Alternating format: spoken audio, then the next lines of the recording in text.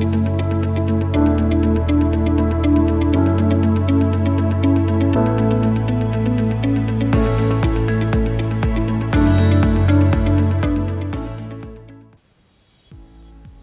are the most liquid asset in the world. Trillions of dollars move every day, yet every single tick in the FX market tells a story which is backed by either economics, politics, or sentiment. Well, yes, we are here to decode that story. Let's understand how the currencies are moving and how these currencies will be shaping in the future. I am Kunal Sodhani, your host from Global Trading Center Shinhan Bank India, and we will be decoding this story of currency today to you.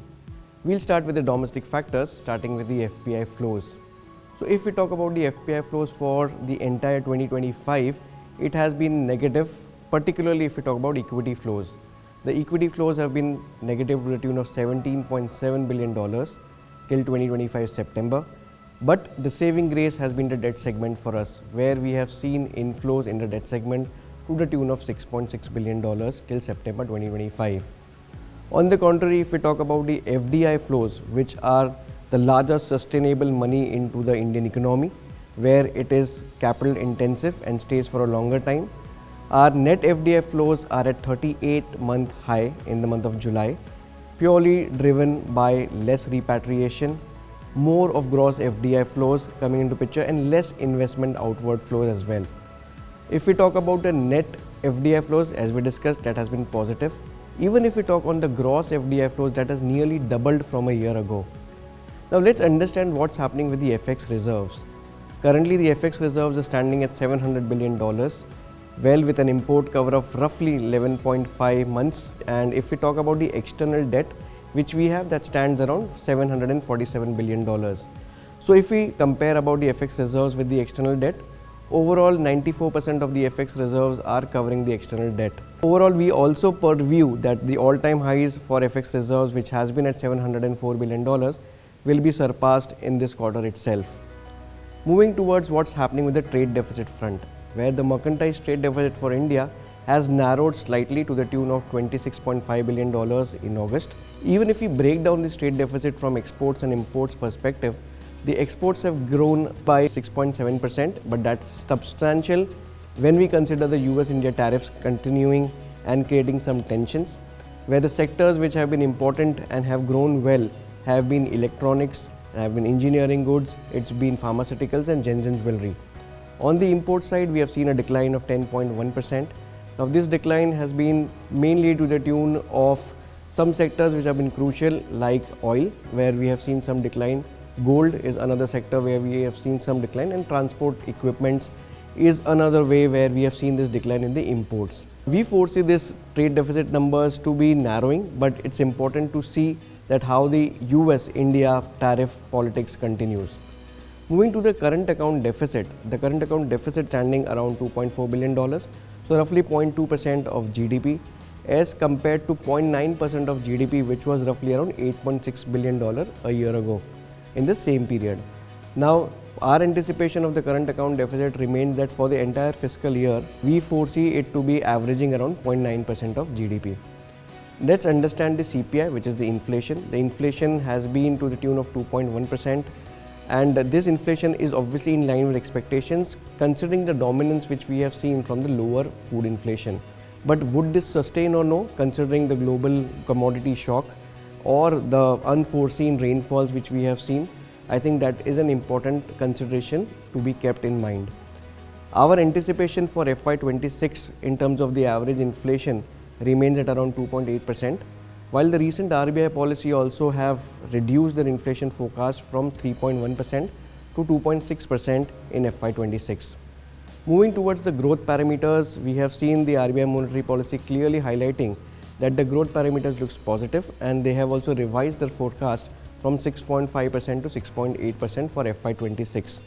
Now, the consumer demand has been really strong, consumer spending has been good, investments into India have been decent, and we foresee because of the GST reforms, that is the 2.0 GST, as well as overall a decent monsoon, they all contribute towards the positive growth element. But if we also talk about the real growth, that has been to the tune of 7.8% for Q1 FY26, which has also risen from almost 7.4% a quarter ago.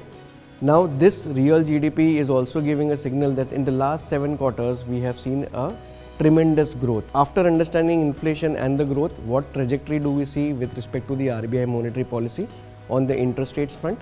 We have seen that the repo rate has been steady at 5.5%. In the year 2025, we have seen rate cuts to the tune of 100 basis points. We believe the entire transmission of 100 basis points still had not been transferred to the end users, and thus there remains some scope of at least 20 basis to be still passed to the entire economy.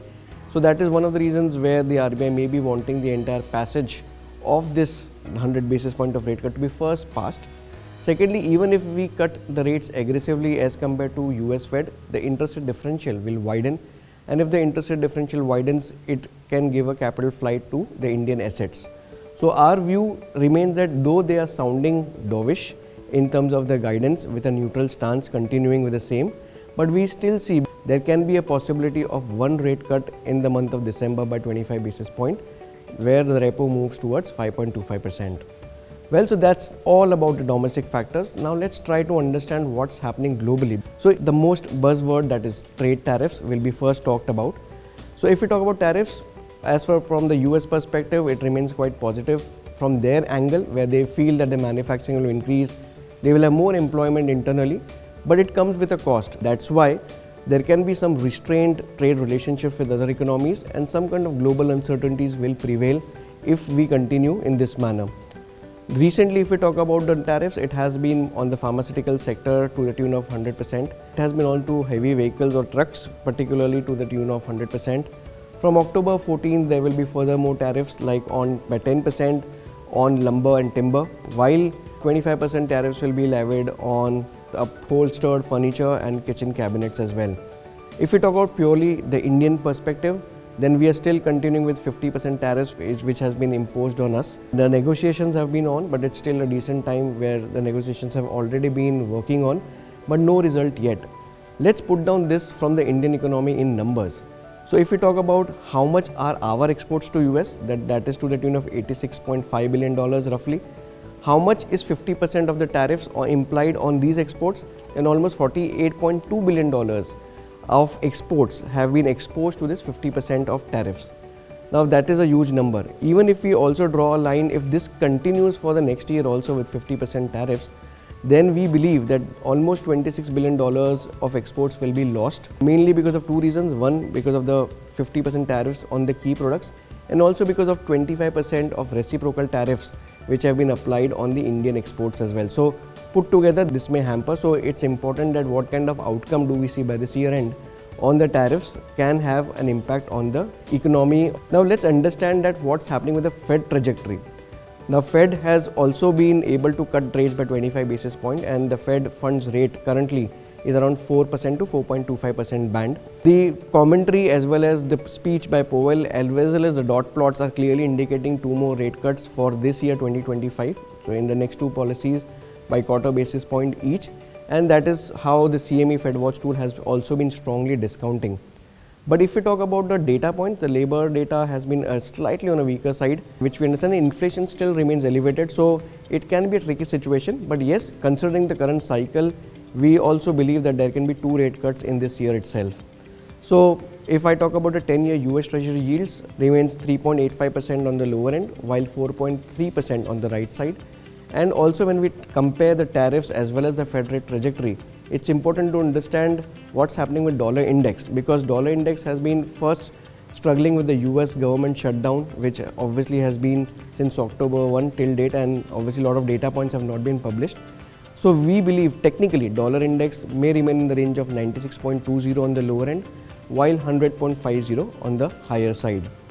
Now let's move on to the Eurozone. Now the Eurozone, they have their own political issues which have been recently creeped up, where the French politics is somewhere the key point, where the Prime Minister has recently resigned. If we talk about the last 2 years, 5 Prime Ministers have already resigned in France.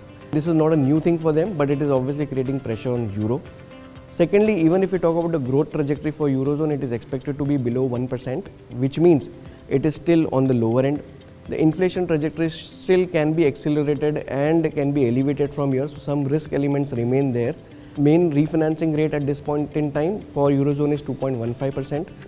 We do not anticipate any rate cut for 2025. Even if we talk about the divergence between Fed and Eurozone, if that continues and if Fed is able to give these two rate cuts while Eurozone does not deliver any kind of rate cut, then it can assist the euro-dollar pair.